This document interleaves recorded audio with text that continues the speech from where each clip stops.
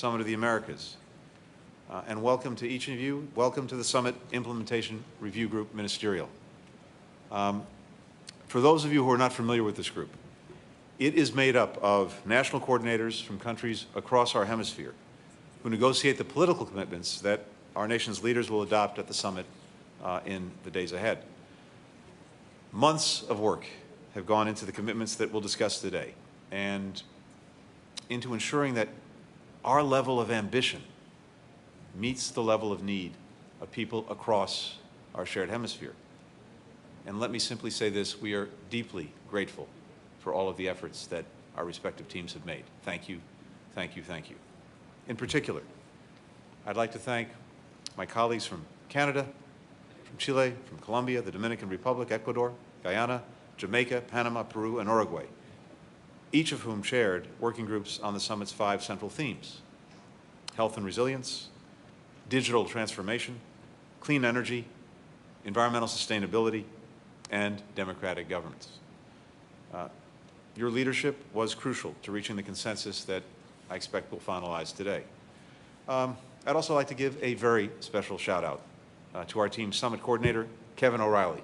And Kevin, where is Kevin? Right, thank you.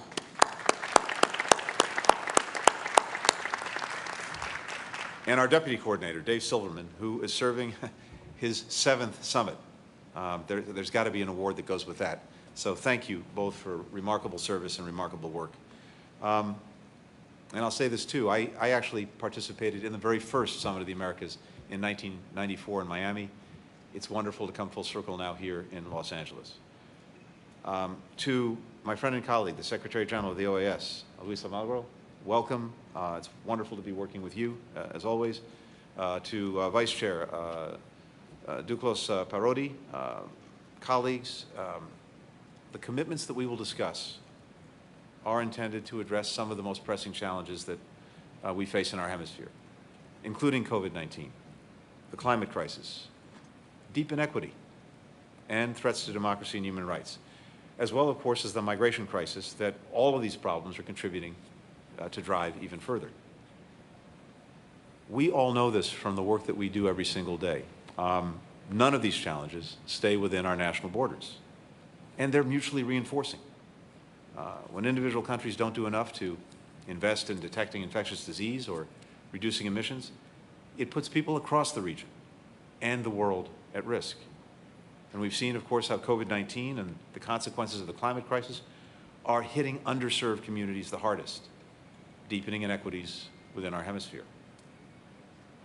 Much like the problems, the solutions are interconnected. And to be effective, they have to reach across borders. That's why we're here. That's really what it comes down to. Addressing these challenges also demands that we try to bridge the divide between domestic and foreign policy, whether we're working to improve health security or energy security, defending an open, secure, reliable internet, or strengthening regulations to make sure that illicit finance cannot find a safe haven in any of our countries. And you see that in the diverse teams that each of our countries has put together for these discussions and to try to tackle these problems. Let me simply focus us now on the 5 areas that we will discuss today and that our leaders will take up later. First, we will build greater health and pandemic resilience by strengthening our public health systems to ensure that people across our hemisphere have access to quality care.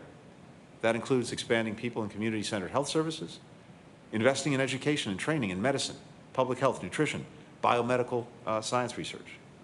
It also includes preparing for future health emergencies by strengthening our capacity to detect, to prevent, and to deal with future outbreaks of pandemics and other emergencies, improving coordination, transparency, accountability across the region. Because when it comes to global health, we've learned this, we're all in it together. Second, we will establish the first ever regional agenda on digital transformation to close an enduring digital divide in our societies so that all people can access and use the digital tools that are increasingly essential to their daily lives, from running a small business to getting an education. The agenda will include expanding internet access, particularly in historically marginalized communities, driving innovation and social inclusion through increased access to digital government services, It also includes expanding digital technology's role in promoting quality education, digital literacy, digital citizenry. Third, we will accelerate the region's transition to clean energy, drawing on the strength, the knowledge, the capabilities of governments, but also businesses, NGOs, researchers, communities across our hemisphere. We'll make it easier to share technical knowledge and best practices, to foster greater collaboration with the private sector and other stakeholders to identify opportunities for manufacturing or trade in clean energy goods and services. We'll advance sustainable, attainable, responsible mining sector principles and secure the integration of mineral supply chains in our own hemisphere. Fourth, we will double down on investing in climate resilience and adaptation to better equip our communities to deal with the changes to the environment that all of us are already experiencing and which we know are going to grow no matter how effective we are in accelerating the shift to clean energy. That includes meeting our commitments to halt and reverse deforestation, decreasing the amount of carbon from land use activities, increasing our capacity to store carbon. Fifth and finally, we will recommit ourselves to one of the core aspirations that brought us together 30 years ago when the United States hosted the first summit of the Americas in Miami, advancing democracy. We'll push ourselves, we'll push our neighbors across the region to shore up the rule of law, free and fair elections, human rights, and other pillars of free and open societies. And we'll work together to address common threats to our democracies, from corruption to disinformation. We all know the democratic process is not always easy or swift. That's true within a single democracy. It's amplified when we bring together dozens of democracies, as we've done for this summit. But the fact is, we also acknowledge our shortcomings. They're out in the open. We don't sweep them under a rug. And we work to try to address them together, and ultimately that is the greatest strength that we bring to the table as democracies. And there are few regions in the world like this one where you see so many democracies, from the left, from the right, from the center, that are able to set out a shared roadmap for addressing complex problems. I think that's something to celebrate, even as we're clear-eyed about all of the work that we have ahead of us. Another strength is that we don't lose sight of the people that we serve. A big part of this process has actually been listening to individual citizens, to NGOs, to young people, to communities, to businesses, including those that are critical of how we're performing. The input we sought from stakeholders has been crucial to understanding what our people actually need from us, what they expect of us, what we need to try to deliver together. So, going forward, citizens will be critical partners in carrying out these efforts and holding us to our commitments that we make here at the summit. We're here for a few days, but this is 365 days every year that matter. And whatever we commit to here, we have to carry it forward. We have to work on it every day. We have to do it together. That's the spirit that we hope will come out of Los Angeles. With that, it's my pleasure to give the floor to Secretary General Almagro. Luis. Thank you, Secretary of State. Agradecemos a la presidencia de la 9ª Cumbre de las Américas del GRIC, el Gobierno de los Estados Unidos, representada por usted, Secretario de Estado Antony Blinken, por esta oportunidad de congregarnos en víspera de su realización. Señoras y señores cancilleres, coordinadores, coordinadoras nacionales de cumbres de los estados participantes, representantes de las instituciones del Grupo de Trabajo Conjunto de Cumbres. Desde la Secretaría General de la OEA, en calidad de Secretaría Técnica, Memoria Institucional del Proceso de Cumbres, condición de presidente del Grupo de Trabajo Conjunto de Cumbres, felicitamos al país anfitrión por su liderazgo y por asumir la enorme responsabilidad de esta Cumbre de las Américas. Desde que se oficializó la realización de esta cumbre y de este encuentro en enero de 2022, la presidencia del GRIC ha trabajado junto con las delegaciones de los estados participantes para encaminar las prioridades de diálogo. Cuando Estados Unidos lanzó la Cumbre de las Américas en el 94, se imaginaba entonces que los líderes democráticos del hemisferio trabajarían juntos como verdaderos socios para la prosperidad. A lo largo de los años se han logrado grandes avances para llevar prosperidad, democracia y seguridad en las Américas. Sin embargo, si bien algunos de los desafíos enfrentados en aquel momento aún persisten, los desafíos actuales no tienen precedentes. En contraste con la primera cumbre, marcada por un amplio consenso alrededor de la democracia, definitivamente hoy tenemos que asegurar el documento de gobernanza democrática como un instrumento fundamental para fortalecer la Carta Democrática en las Américas. La cumbre ofrece a los líderes de la región la oportunidad para reafirmar su compromiso con la democracia, las y los ciudadanos de los cuales derivan su autoridad, los pueblos de los cuales deriva su autoridad, mediante la adopción de un plan de acción orientado a fortalecer esta gobernabilidad democrática.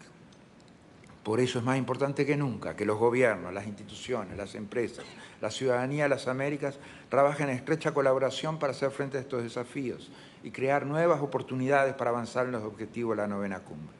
En este contexto, el gobierno de los Estados Unidos ha demostrado gran determinación en presentar para discusión un conjunto de propuestas que son esenciales para la recuperación económica y social de la región. La celebración de la 9ª cumbre se presenta como una oportunidad para catalizar estas respuestas colectivas, para enfrentar los retos que presenta el escenario regional.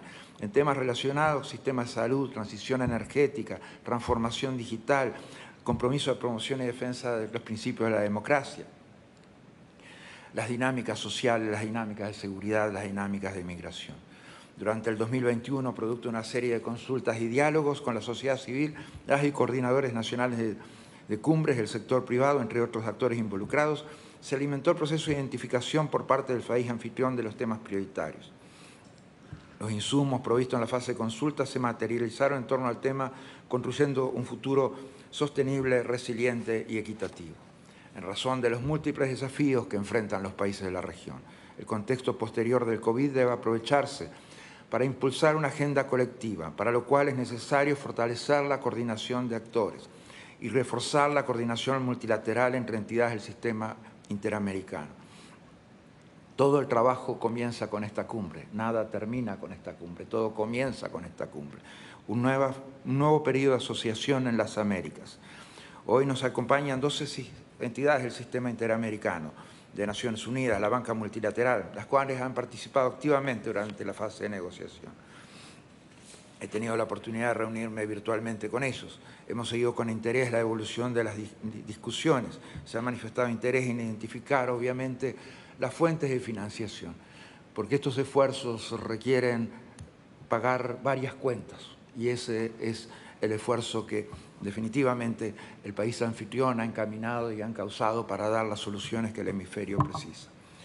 No quisiera finalizar sin destacar que en vista de la magnitud de los impactos sociales, políticos, económicos y sanitarios de la pandemia de COVID-19 en la región, urge retomar el cumplimiento de los objetivos de desarrollo sostenible. Esto implica la adopción de medidas estratégicas y focalizadas para abordar las deficiencias sistémicas y estructurales en la región, lo cual requiere una mayor convergencia entre nuestras instituciones. Hacemos un llamado a superar diferencias, encaminar el trabajo de los Estados participantes para una efectiva implementación que se derive de los trabajos que se adopten. El rol de la Secretaría Técnica del proceso de cumbres. Continuaremos articulando esfuerzos de los actores regionales, públicos y privados en apoyo a los Estados miembros y en torno a las prioridades que se adopten en esta cumbre. Les deseo una muy productiva discusión y una muy productiva cumbre. Gracias, Luis. Thank you very much. Thank We'll you, Press. take a We'll moment be to let our exiting now. colleagues from the media leave the room. Thank you.